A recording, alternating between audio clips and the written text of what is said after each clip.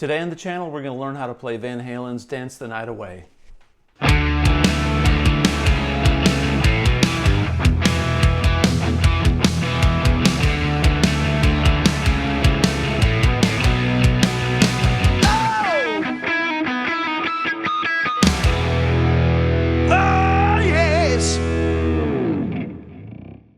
Today we're going to learn Dance the Night Away by Van Halen. This is a great song to learn if you're new to guitar, new to Van Halen, or even if you're an experienced Van Halen fan and never learned this riff. This song is a quintessential Van Halen tune. It's got some cool guitar tricks in it.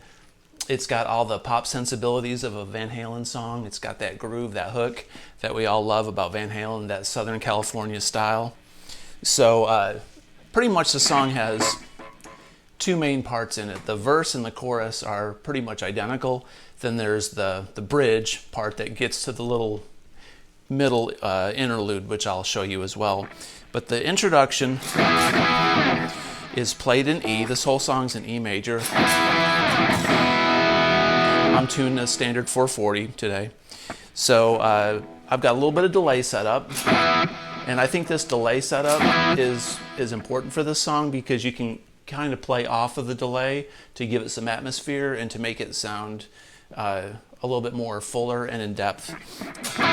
So anyway, for this introduction, what Eddie's doing is playing an E bar chord like this. Eddie liked to play these types of chords with major thirds. He liked that tonality, that third. You can hear it in songs like Runnin' with the Devil and Unchained. 5150. Lots of thirds in there, right? Major thirds. You may have to tune your B string down just a little bit for proper intonation, but maybe not. But this song plays heavily off of that major third tonality, so it's very, very important to have your guitar in perfect tuning to sound right for this. Mine's pretty close. So the introduction goes like this. He plays the first low E string, and then he does that suspended 4 chord, or yeah, sus4 on the E, which is that. So the whole thing right there is he's kind of doing little chunks in between. And then he plays a B and slides down to an A. Eddie didn't play a lot of bar chords ever, standard bar chords. So we're looking at a B like this and an A like this, but we're going to play the B with those 3 fingers and we're going to slide down like that. So what we're doing is we're going, there's that B, and then I'm going to resolve to the E power chord like this. The really important part about this intro is he slides that B to the A. He goes, so you got to get that rhythm in there and that slide. So you may just want to practice.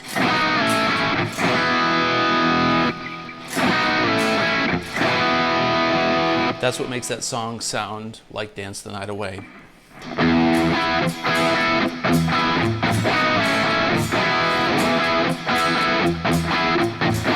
Back to B.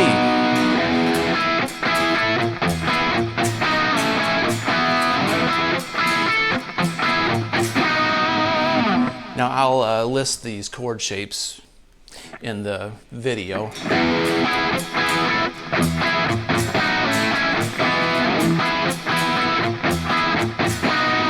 So there's your intro, and that's pretty much what he's playing in the chorus. Sometimes I think that during the chorus he may go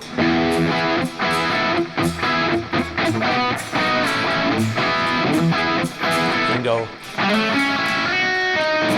which is once in a while I think that may be in there. Maybe I'm just hearing something, or maybe I've heard him do it live like that. Eddie was always changing things up and not playing the same thing exactly the same twice, because I think he just loved to play with the music, and it was his song, so why not, right? So during the verse, Eddie will roll back on his volume. So when you roll back, if you have a high gain setting and you roll back on your volume, it's going to clean up your signal. just still want some dirt on it because that distortion gives you headroom. It gives you a lot of power and depth and warmth in your sound. So it's always great to have a nice distorted sound on your amp and roll back on your volume rather than have a clean sound. And that was one thing Eddie did a lot because those amps back in those days were one-trick ponies. And it just was the greatest thing you could do for tone and for sound. So during the verse, we're going to do pretty much the same thing. We're going to roll back and go.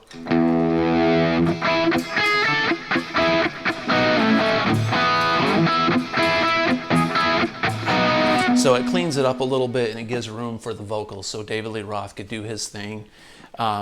Sometimes Eddie will play with his fingers if you see him do this live. And what he'll do is he'll take his guitar pick and like a magician, he sticks it under this middle finger.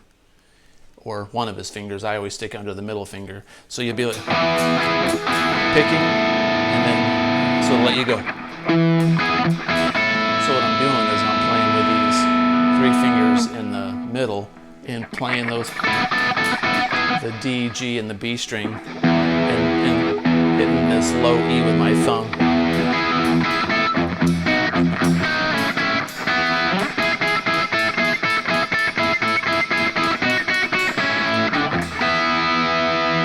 A lot of times he'll get that little Spanish syncopation.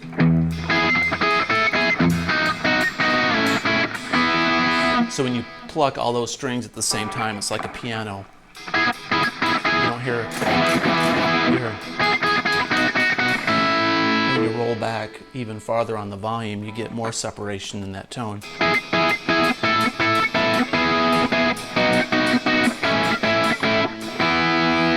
So not to get too far away from the lesson, I'm just giving you some tips for playing the song live and different variations that Eddie would employ.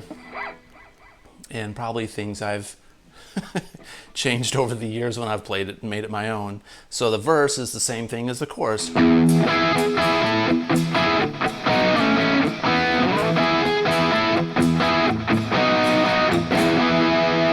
right, so there's the verse and the chorus. Now we're getting to that cool part in the middle, but before we get to that middle, there's that really nice bridge, that pickup, and that part's just as important as the middle cool thing that he does because it sets it up so well. And that was one of the masteries of Eddie Van Halen, is every part had a purpose and brought you to the next level of the song, and you just know this part's coming based on this bridge. So the bridge, when Dave's going whoa whoa yeah, whatever he's singing, it's a B, he plays a B, and I recommend playing it with just a power chord, which is root, fifth and root, and then letting the B and the E string ring out, which makes it a sustained chord. So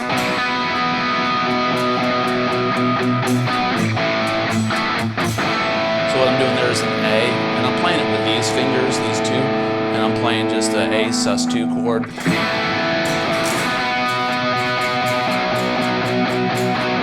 And I play it normal, I go.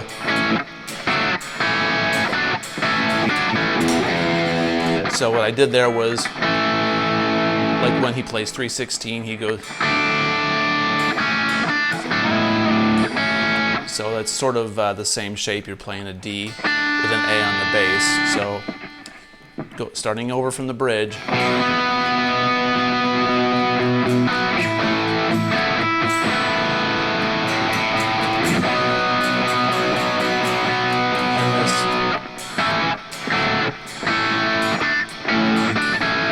So he does like a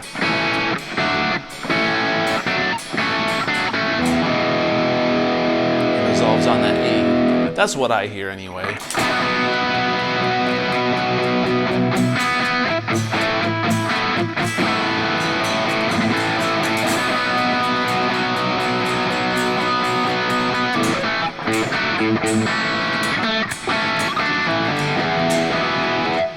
And that's when he does his famous tapping part, which is very similar to the intro. So first thing you got to learn when you do this tapping part is he's fretting this chord, and then he's going.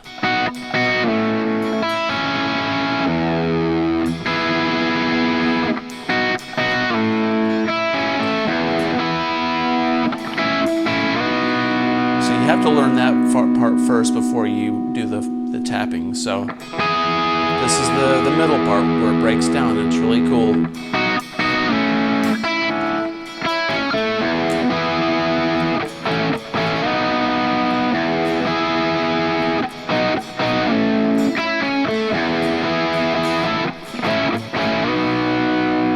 So it's just that 1-4-5 pattern that he's doing. Now on a guitar, the natural harmonics are found on the 5th, the 7th, and the 12th fret. You can play harmonics anywhere, but they're the easiest on 5, 7, and 12. So when you play this bar chord right here, this E, right? If you go up 12 frets above, that's right here. All right, that's 15, 16, 17, 18, 19, 20, 21st fret. I think 15, 16, 17, 18, 19, 20. I'm playing 30 years, I can't remember my fret numbers. So on the 21st fret, I'm outlining the shape of this chord. So you got to think of the geometric shape. And he hits this, he goes, so after it goes,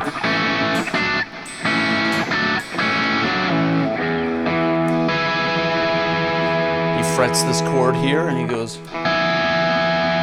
then he takes the B shape and then he angles his finger like this, so you're hitting the B geometric shape, which you see right here.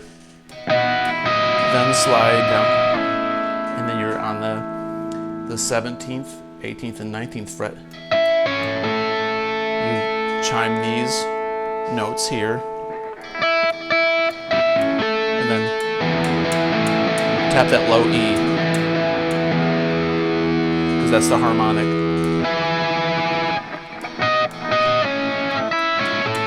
Then you go, then A, slides up to a B, which is critically, you got to do that slide. He doesn't tap the B because he lets those harmonics follow it. Then he goes,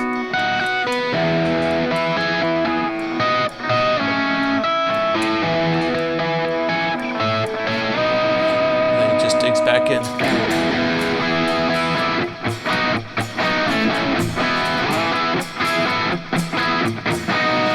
So that intro, or the that middle breakdown part again is E bar chord, tap those harmonics on the E frets up here on the 21st fret, because essentially if you were playing an E power chord up there, you could play it like this, but that'd be kind of ridiculous. So you gotta kind of smack it. He turns his volume down probably a little bit to clean it up. Play the B. I'm matching this shape up here. Slide, A, then E. E, A, slide up to a B.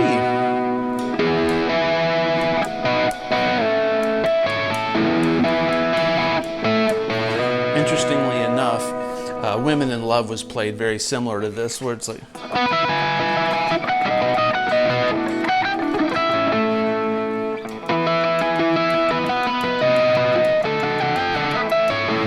which is a side lesson, but he does E, B, D, A.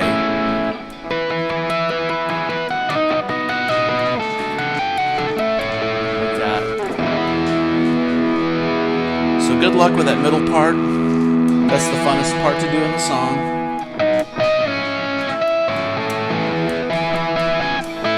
Like that.